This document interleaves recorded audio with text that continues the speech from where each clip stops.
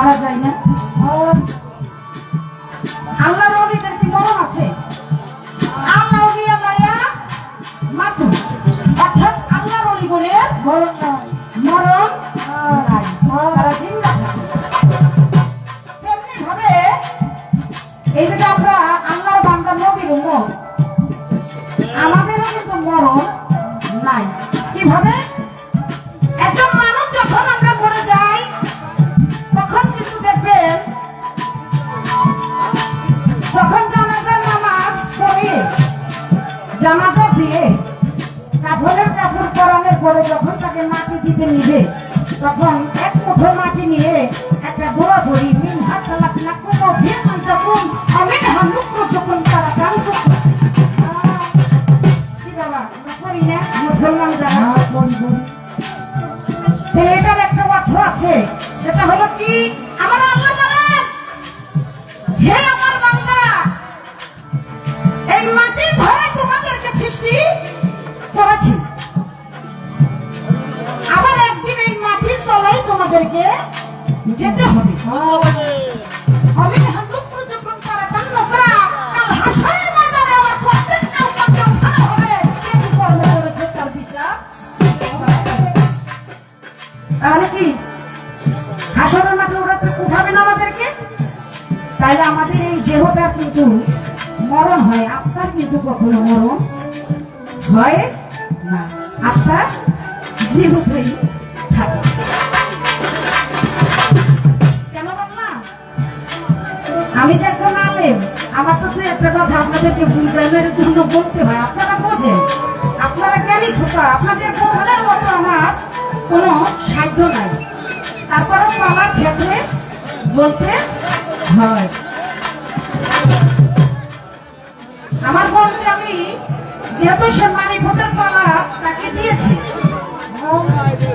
এই নামাজ এগুলা দেখা যায় বর্তমানে এই ফকিরের পালা নিলে, শরীরের পালা দিলে নামাজের কথা কইতে কইতে আমি কাছে এগুলো মুখস্থ হয়ে এগুলো প্রশ্ন করবো না। আমার বইয়ের নতুন একটা প্রশ্ন করবো, কি করেন আপনারা? যেহেতু মাহফুজের ফকির এর একটু বিষয়টা জানা বেশি আছে, আমি তার মাহফুজের ফকির নামি শরীয়তের আলেম, আমার তো একটা জানা থাকলে শরীয়ত সম্বন্ধে আমার একটু আছে জানা। আমার বলবো সর্বপ্রথম, যেহেতু আপনি আমি পালা নিয়ে দাঁড়িয়েছি, তা আমার একটা সর্বপ্রথম প্রশ্ন আমার আপনাকে করতে হবে। আপনি বলবেন, এমন একজন, এই ভক্ত দিয়েই করি, এমন একজন ভক্ত আছে, আগে আমার প্রশ্নটা খেয়াল করবেন যাতে বুঝতে কষ্ট না হয়। এমন একজন ভক্ত আছে, সেই ভক্ত এই দুনিয়াতে আসার সাথে সাথে একজন কামেল পীর মুর্শিদের হাতে হাত রেখে বায়াত গ্রহণ করেছে। এই দুনিয়াতে আসার সাথে সাথে বায়াত গ্রহণ করেছে। আমার জানা কথা, ওই ভক্তকে আইসাই মুড়ি হয়ে গেল। এখানে আরেকটা রহস্য আছে, সেই রহস্যটা কি? ওই ভক্তের কিন্তু বাবাও নাই, মাও নাই, পিতা মাতা ছাড়া। সেই ভক্ত পিতা মাতা ছাড়া। আমার বোনটা আমি একটু বলে দিতে চাই, যদি বলেন আদম আলাইহিস সালাম, তিনিও তো পিতা মাতা ছাড়াইছে। যদি বলেন শীষ পয়গম্বর, তিনিও তো পিতা মাতা ছাড়া আছে। বোন তাহলে কিন্তু হইব না। আমি বলতেছি যে পীরের মধ্যে, পীর আউলিয়াদের মধ্যে কে এমন ভক্ত আছে যার পিতা মাতা নাই, উনি আইসাই সাথে সাথে মুরিদ হয়ে গেলেন? নামটা কি একটু আপনি উত্তর দিতে মাত্র 2 মিনিট, বেশি না।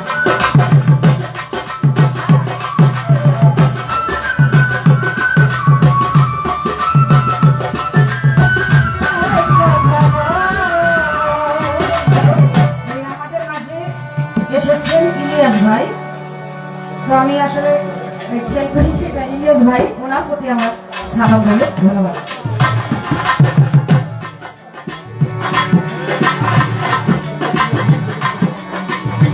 বিশিষ্ট শিল্পীপতি নজরুল বেগ ভাই, তার প্রতি আমার সালাম হলো, ধন্যবাদ।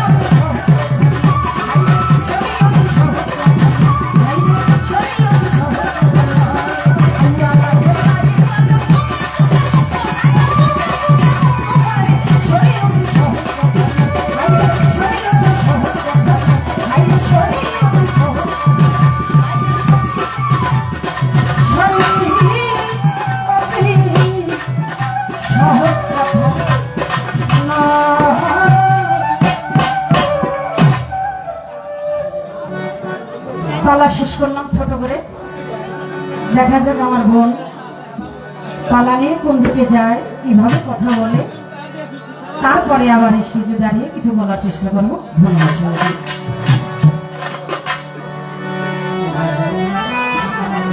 আমি কিন্তু আগেই বলছি যে আমি কিন্তু একজন ছবি আনলেন, আমার মুর্শিদ আছে, এই মুর্শিদের গুণগান আমিও গাইতে পারি। কি গণ পারি না? আপনি মির্জানুর রহমান আজহারি। আমার মুর্শিদকে ডাকবো না আমি, আমার ভারত স্যারকে, যার দরবারে আসছি, সালাম চাঁদের নামে একটা গান গাই নাকি?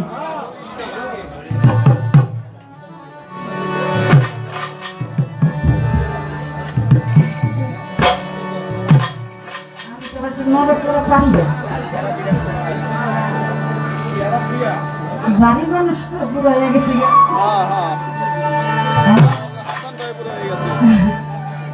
হ্যালো, আমার মন থেকে একটি দরবারি গান আমি গিয়ে বসে পড়ি আমার দয়ালের নাম নিয়ে। তারপরে আস্তে আস্তে হয়তো গান শুনলেও একটা গান মন থেকে বাইরে যায়, ঠিক না? আমি যতটুকু না জানি, আবার আমার বোন যদি একটু ভাও করে দেয়, ওই ভাবে ভাবে আমি আবার দু একটা গাইতে পারি। হ্যাঁ, আমার একটু সাহস বেশি, কারণ হ্যাঁ একটু শক্তি আছে, এই এলাকা দিয়ে একটু বেশি গান গাইছে। আমার তো একটু শক্তি কম, আমার শক্তিটা একটু হোক, হ্যাঁ শক্তিটা একটু বাড়ুক। এবারে বললেন পাওয়ার দিয়েছেন, আলহামদুলিল্লাহ। আমার ভাই তাই চন্দ্র সরকার এখন আর তাইলে ভয় পেল না, কত খেলা জামার বাবা, কত খেলা জানো, কত খেলা জানো নয়া, কত খেলা জানো, মালাই দিয়ে মারুষি, মালাই দিয়ে মারুষি, আদিরে জানুরে সালাম বাজা রে, আমি রঙ্গিলা ভান্ডারি মাওলা রে, কত খেলা জানো,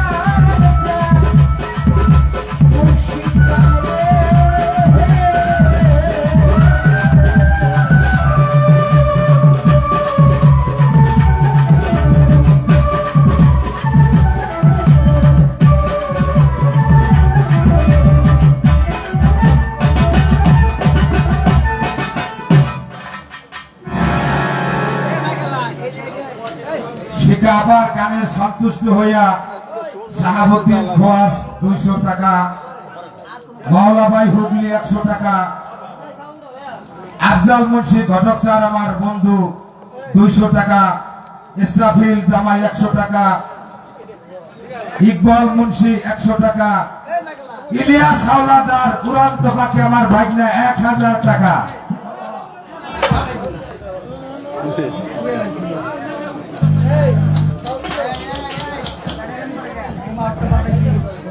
ধন্যবাদ। 500 1000 যা আল্লাহ আর আপাই দেয়। সাথে সাথে আমার নুরুল আমিন ভাই তিনিও আমাকে অনেক টাকার মাধ্যমে দোয়া করেছে। যারা আমাকে 500 1000 বকশিস না। আমার এই গান শুনে আমার বোন রবি আপা তিনিও টাকা দিয়েছেন, ইলিয়াস ভাই 1000 টাকা দিয়েছেন, আমার অনেক ভাইয়েরা টাকার মাধ্যমে দোয়া করেছেন।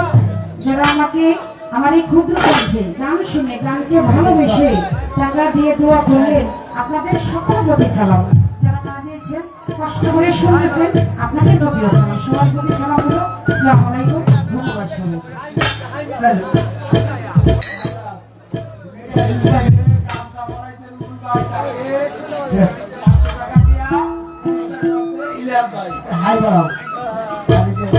আমার বাইকনার কথা আসলে আমার মনে আসছিল না।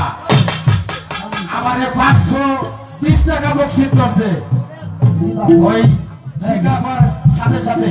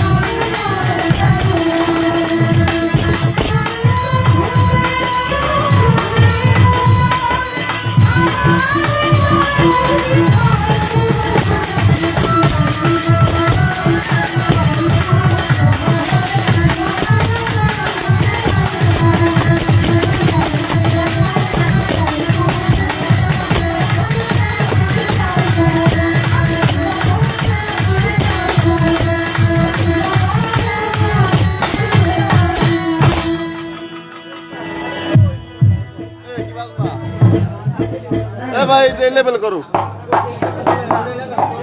হ্যালো হ্যালো হ্যালো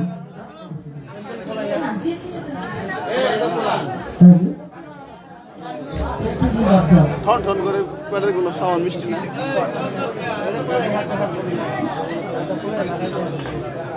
ধন্যবাদ। খুব সুন্দর দুটি পালা আজকে নির্ধারিত করে দিয়েছেন। শরিয়াত, হ্যালো ইলমে মারিফত। ইলমে শরিয়াতের ভূমিকায় রেখেছেন শিখা সরকারকে। ইলমে মারিফতের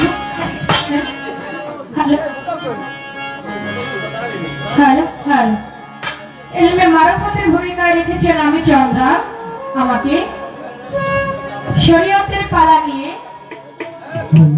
দাঁড়িয়ে সুন্দর গান করলেন। আওয়া লাখের জাহের বাতুম যুগে যুগে মস্তফায়, শরিয়াতি সহজ কথা নয়। মানুষ তার মানে শরিয়ত অনেক কঠিন বিষয়। মানুষ সহজ ইবাদত করতে চায় না, আর কঠিন ইবাদত করতে কেমনে কি টাইকা নেবেন এটাই তো বুঝে আসে না। মানুষ সহজ যেটা সেটাই তো করতে চায় না, আর শরীয়তে সহজ কথা নয়, তার মানে কত কঠিন, কত কঠিন ইবাদত। আমার মারফত এত কঠিন কিছু না, এটা শক্ত সরল সোজা একটা পথ, যে পথ দিয়ে হাঁটলে আমার মাওলাকে অতি সহজে লাভ করা যায়।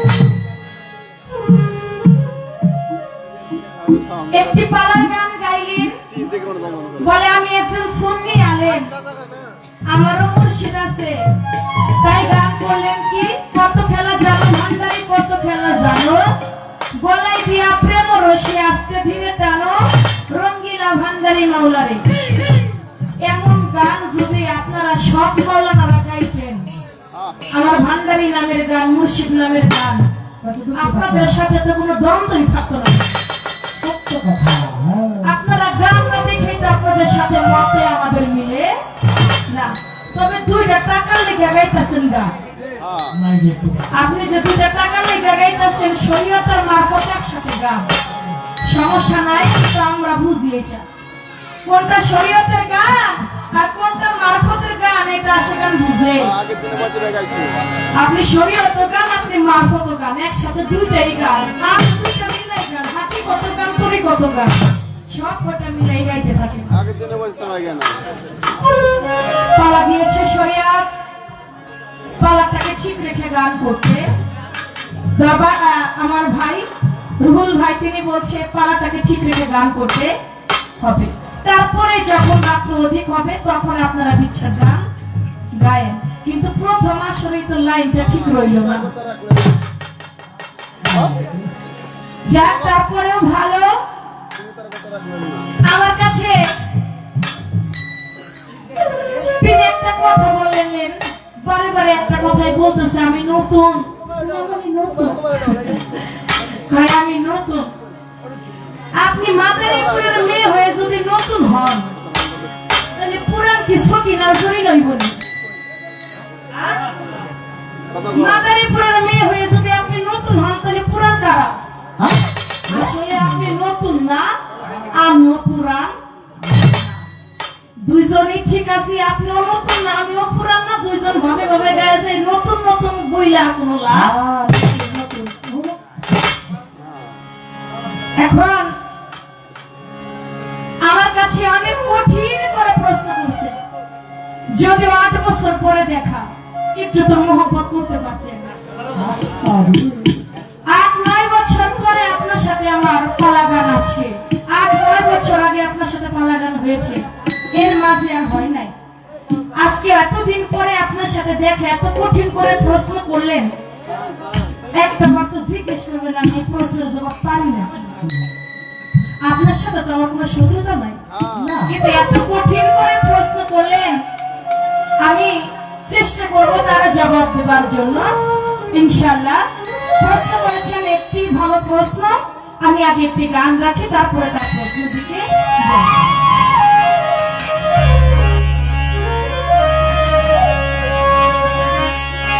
আছে মারে ফাতরি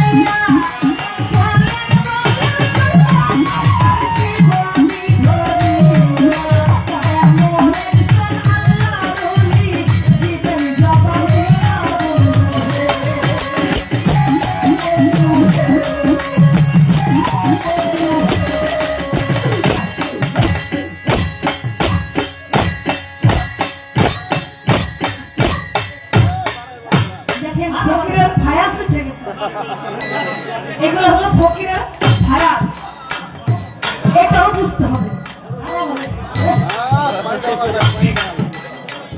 প্রশ্ন করলেন এমন একজন আল্লাহর ওলি ছিলেন, তিনি বাবা মা ছাড়াই জন্ম নিয়েছেন। যদি আপনি আদম আলাইহিস সালামের কথা বলেন তাহলে হবে না, আপনি যদি শীষ নবীর কথা বলেন তাহলে হবে না। এই আল্লাহর ওলিটা কে ছিলেন? তিনি বাবা মা ছাড়া দুনিয়াতে এসেছেন। তিনি কে? এটা আপনাদের অনেকেরই জানা কথা, আপনাদের টুটস্থ মুখস্থ কথা, এটা আপনাদের ঠোঁটের আগায় আছে, আমি বললে আপনারা বুঝতে পারবেন। সেটাকে আপনারা জানেন, আমার আল্লাহ পাকের দুজন ফেরেশতা যাদের নাম ছিল হারুত এবং মারুত। তারা বলতে লাগে যে মাওলা, এই দুনিয়ার বুকে আপনি মানুষ সৃষ্টি করেছেন আপনার ইবাদতের জন্য, কিন্তু দুনিয়ার বুকে আপনার এই উন্মুখ আপনার বান্দারা তারা আপনাকে কতজনে ভুলে গিয়েছে, ভুলে তারা দুনিয়া রঙ্গমঞ্চ রং তামাশায় তারা মেতে আছে। আমরা যদি ফেরেশতারা হইতাম, দুনিয়ার বুকে যাইতাম, এমন কাজ আমরা কোনোদিনও করতাম না। আমার আল্লাহ বলে, হারুত মারুত তোমরা গেলে তোমরাও এমন কাজটাই করতাম। কই না আল্লাহ, করতাম না। বলে ঠিক আছে, তাহলে তোমরা দুনিয়ার মধ্যে যাও। আমি তো আমার বান্দাদেরকে 6টা ঋতু দিয়ে দুনিয়ার মধ্যে পাঠিয়েছি, কাম, ক্রোধ, লোভ, মোহ, মদ, মৎসার্য। ছোট বাজায় না কথা শোন? 6টা ঋতু দিয়ে দুনিয়ার মধ্যে পাঠিয়েছি। তোমাদের মধ্যে আমি 5টা ঋতু দিলাম না, মাত্র 1টা ঋতু দিয়ে দুনিয়ার মধ্যে পাঠাইলাম। তোমরা যদি সঠিক থাকতে, কোন ঋতুটা দিল? কাম ঋতুটা দিয়ে দিল। দুনিয়ার বুকে আসলেন হারুত মারুত দুইজন ফেরেশতা। এসে জোহরা নামক একজন মেয়েকে দেখে তারা ওই রূপে পাগল হয়ে আত্মহারা হয়ে গেল। জোহরার রূপে তারা পাগল হয়ে গেল, দেওয়ানা হয়ে গেল। ওই মাওলার কথাই তখন তারা ভুলে গেল। একটা ঋতু দিছে মাত্র। হারুত মারুত দুজনেই এক নারীর জন্য পাগল। এখন জোহরার পিছনে পিছনে তো ঘুরে গিয়ে কয়, তোমরা আমার পিছনে ঘুরো কেন? কয়, তোমাকে পাইতে চাই। বলে, আমাকে পাইতে চাও? আমাকে পাইতে গেলে এত সহজ না। তোমরা দেখি আকাশ দিয়ে অনেক সময় উড়ে বেড়াও। তোমরা কি আল্লাহর ফেরেশতা? বলে, হ্যাঁ আমরা আল্লাহর ফেরেশতা। বলে, তোমরা যে আকাশ দিয়ে উড়ে বেড়াও, তোমরা কি দোয়া পড়ে আকাশ দিয়ে উড়ো? বলে, আমরা ইসমে আজমের বলে আকাশ দিয়ে উড়ে বেড়াই। বলে, আমরা ইসমে আজমের বলে আকাশ দিয়ে উড়ে বেড়াই। বলে, তোমাদের ইসমে আজম যদি আমাকে শিক্ষা দাও, তাহলে তোমরা আমাকে পাবে, নচেত পাবে না। বলে, ঠিক আছে। ইসমে আজম যখন জোহরাকে শিক্ষা দিলেন, জোহরা কি করলেন? ওই ইসমে আজম শিখে আকাশের মধ্যে উড়া দিলেন। যখন আকাশের মধ্যে উড়া দিল, তখন হারুত মারুদের সেই ইসমে আজম যখন তারা পড়তে লাগে, আর ইসমে আজম কাজ করে না। কারণ তারা আল্লাহর সঙ্গে 2 নম্বরই করেছে। ইসমে আজম কোন বান্দাদেরকে শিক্ষা দিবার আমার আল্লাহ পাক হারুত মারুতকে নিষেধ করেছিলেন, কিন্তু সেটাই তাদের জোহরাকে শিক্ষা দিলেন। জোহরা ইসমে আজম শিখে আকাশ দিয়ে যখন উঠতে লাগলেন, হারুত মারুত দুইজন ফেরেশতা জোহরার পা টান দিয়ে ধরতে গেলেন। যখন পা ধরলেন, ধরার সঙ্গে সঙ্গে হারুত মারুতের বীর্য দুনিয়ার বুকে পড়ে গেলেন। কি হলো? হারুত মারুতের বীর্য একবারে নদীর মধ্যে পড়ে গেল। ওই নদী থেকে একটা বোয়াল মাছে সেই বীর্য খেয়ে নিল। ওই বোয়াল মাছটা আবার যখন ওই বীর্যটাকে উপরে ফেললো, ওই বীর্য থেকে আল্লাহর ওয়ালি দমের মাদারের জন্ম হইল। কে ছিল? যার নাম ছিল দমের মাদার। এই দমের মাদারের জন্ম হইল। সে আল্লাহর ওলি ছিল, নাম কি? দমের মাদার। এই ছিল আমার মনের কথা। আমি তার জবাব করলাম আপনার কাছে। এবার আমার কথা থাকবে আপনার গান থেকে।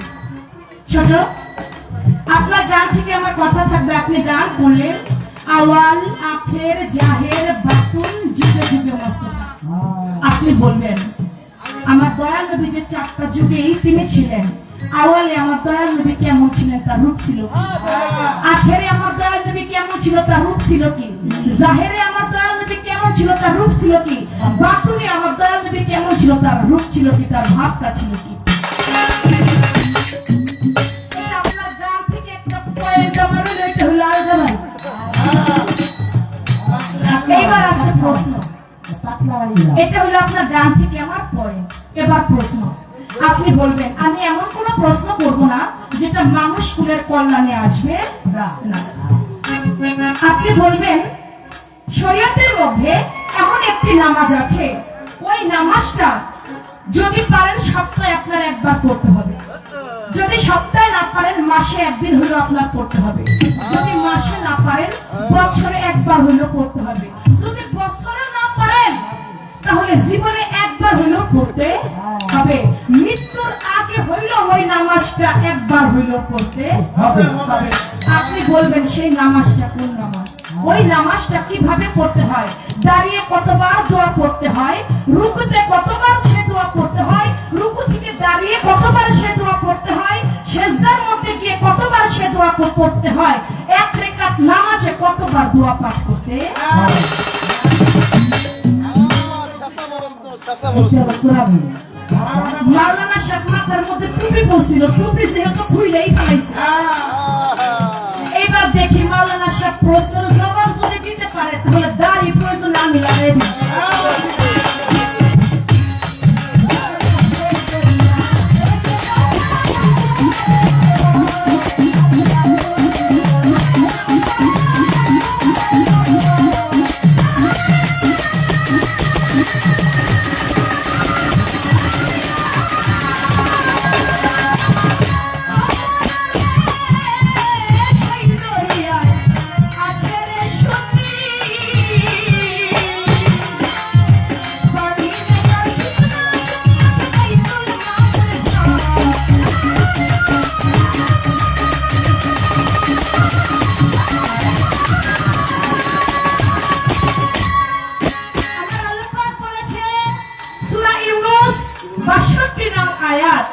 আমার আল্লাহর ওলিগণের কোনো ভয় নাই, তারা কোনো চিন্তিত হবে না, তারা কোনো দুঃখিত হবে না।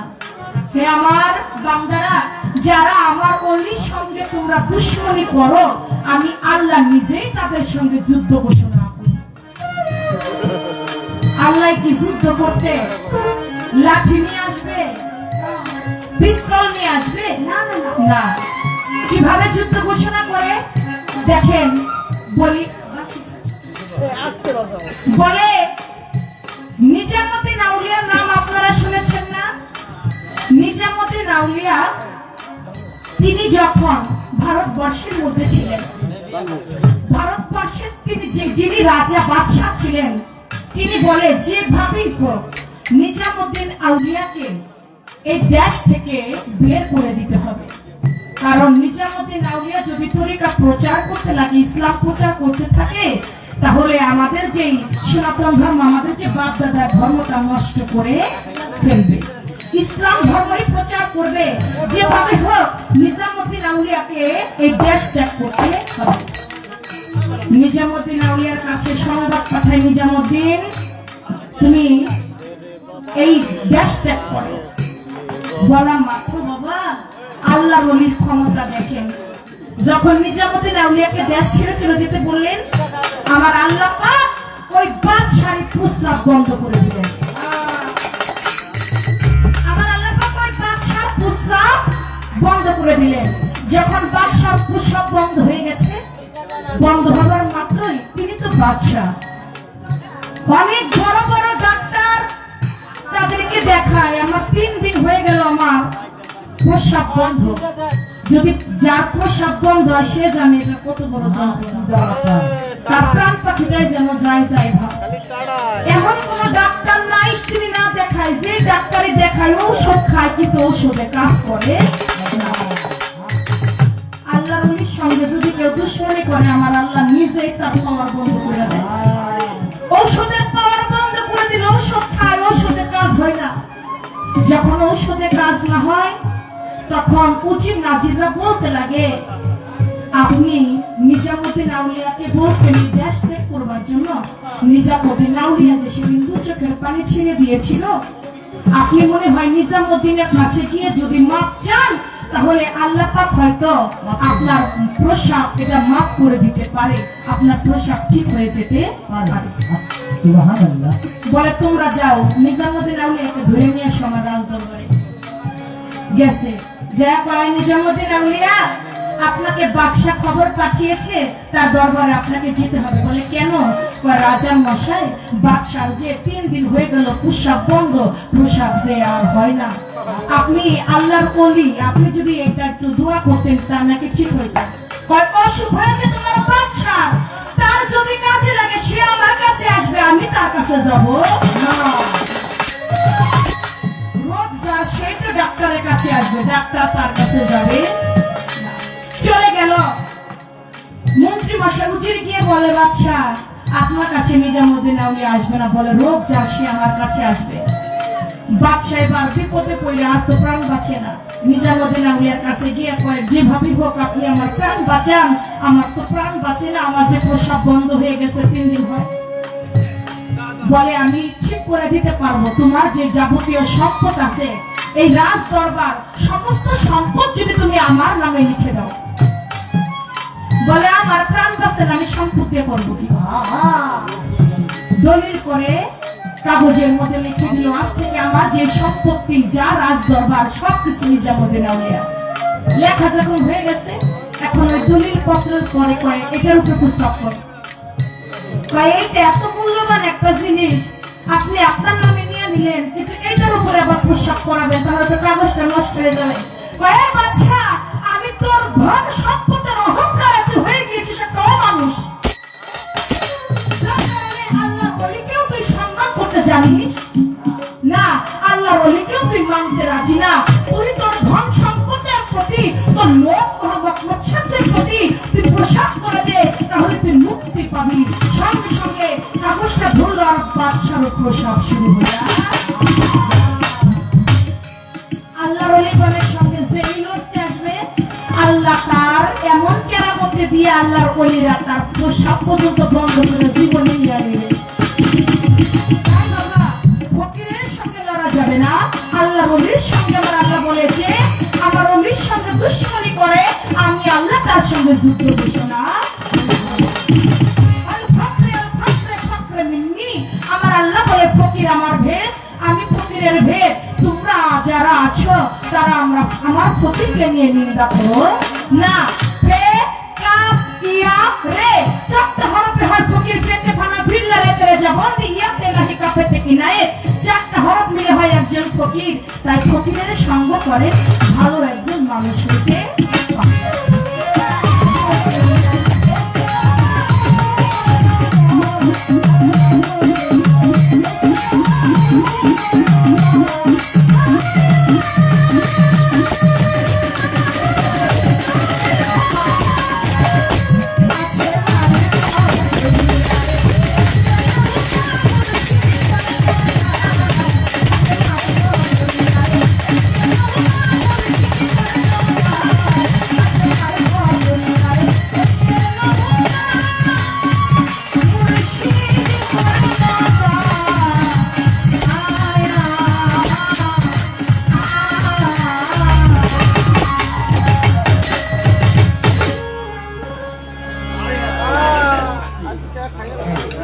আমি ফকির মানুষ, আমার গুণগান পীর আউলিয়াদেরকে নিয়ে হয়ে গেল আমার একটি পালার গান, আরেকটি গান আমি আমার ভাব মরলই রাখছি, যেটা অলির নামের গান, এটা আমার মারফতের ভাবেই থাকে, সেদিকে লক্ষ্য করে আমি আরেকটি রাখছি। তারপর দেখো আমার বোন কি বলেছে, বলার পাশে আমার গান কথা থাকবে।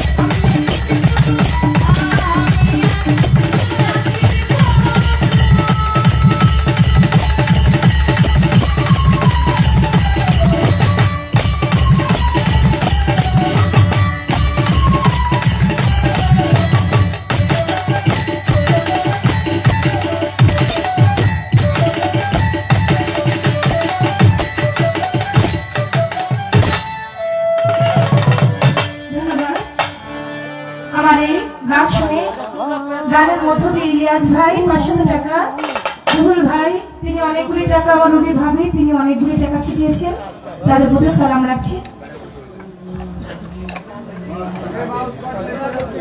মর্তুজা ভুইয়া খাটোপাড়া চন্ডাপাড় গানের সন্তুষ্ট 200 টাকা, ইকবাল মুন্সি খাদমসি 500 টাকা, মিজান পরামানিক 110 টাকা, মাওলা ভাই হুগলি 100 টাকা, ইসরাফিল জামাই 100 টাকা, শাহাবুদ্দিন ভান্ডারি উনিও 100 টাকা বকশিশ করলেন।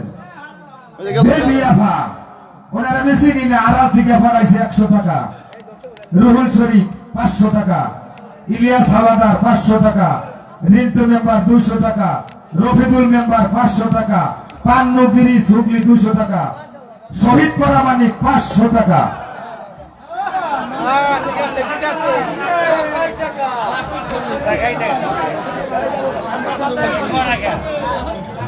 ধন্যবাদ। টাকাই টাকা, যে দরদিরা টাকার মাধ্যমে উৎসাহিত করছেন, আপনাদের প্রতি সালাম রাখছি। যারা নাদিও বসে দাঁড়িয়ে গান শুনছেন সুন্দর পরিবেশ দিয়ে, সকলের প্রতি মা বোনদের প্রতিও সালাম শ্রদ্ধা, ধন্যবাদ সকলকে।